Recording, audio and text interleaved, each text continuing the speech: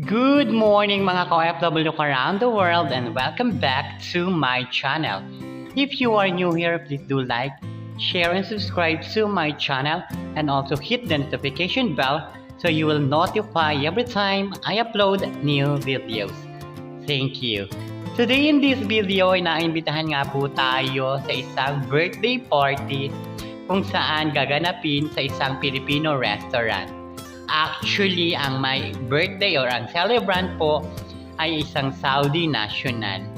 At tinanong niya po ako kung saan gustong kumain. So, tinuro ko po sa isang Filipino restaurant dahil meron naman po siyang experience na kumain ng mga Filipino restaurant nung siya ay nasa Jeddah pa. May mga katrabaho po siya na Pilipino. Kaya mas pinabuti namin na kumain at mag-enjoy sa isang Filipino restaurant. So anong gagawin natin guys? Samahan nyo kaming baybayin ang isang restaurant upang i-celebrate ang birthday ni Ali. So guys, see you later!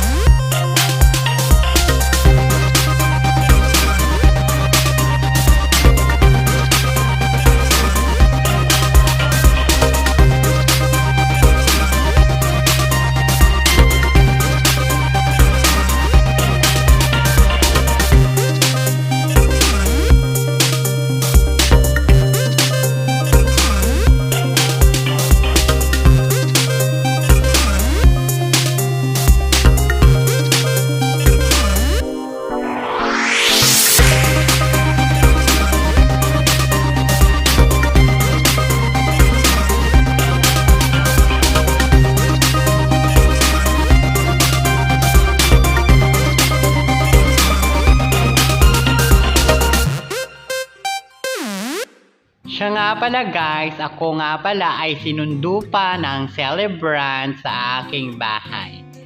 Though napakalayo ng bahay niya sa bahay ko.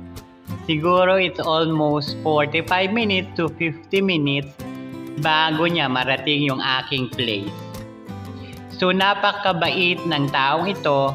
Actually nakilala ko siya sa isang apps. At syempre, kami ay nagkamustahan, nag-text, nag-getting to know each other hanggang sa kami ay maging magkaibigan. At dahil nga birthday niya, sinabi ko sa kanya or sinasuggest ko sa kanya na kumain na lang kami sa isang Filipino restaurant at mag-enjoy.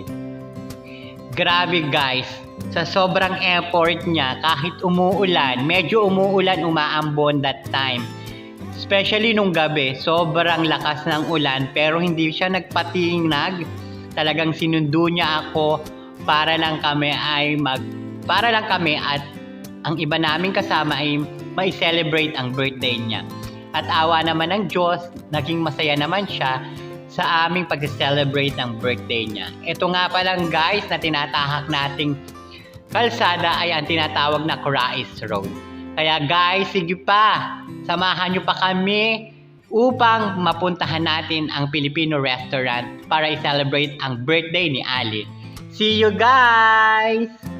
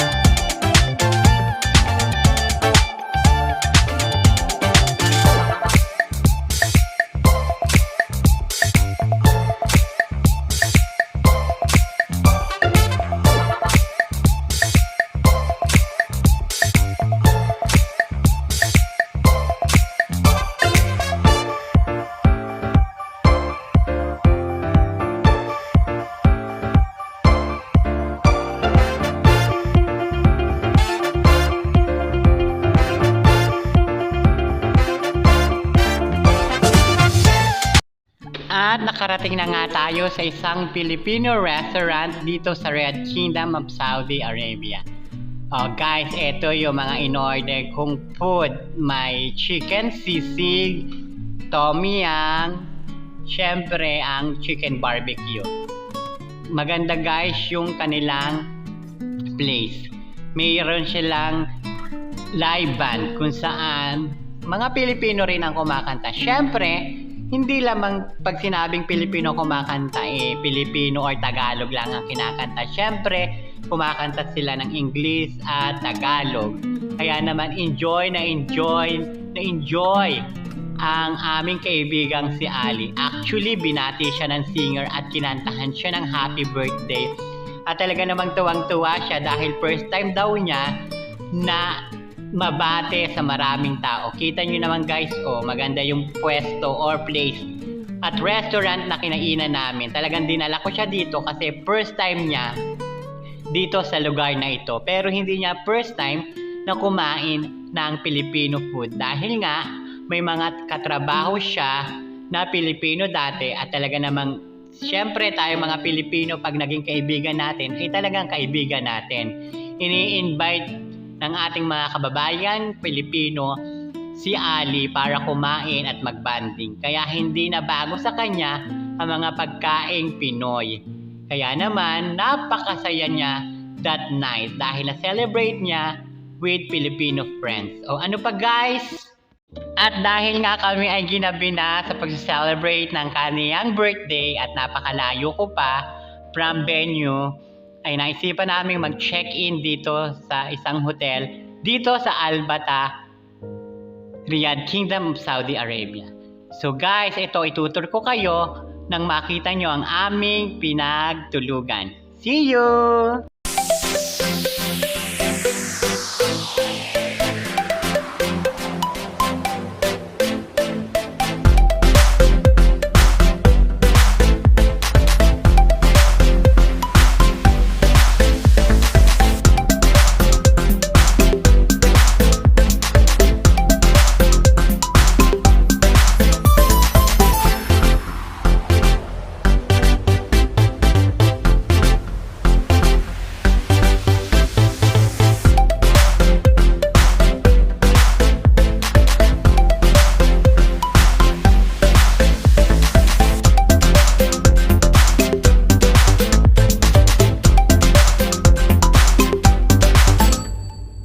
Hanggang dito na lang guys. Salamat sa panonood.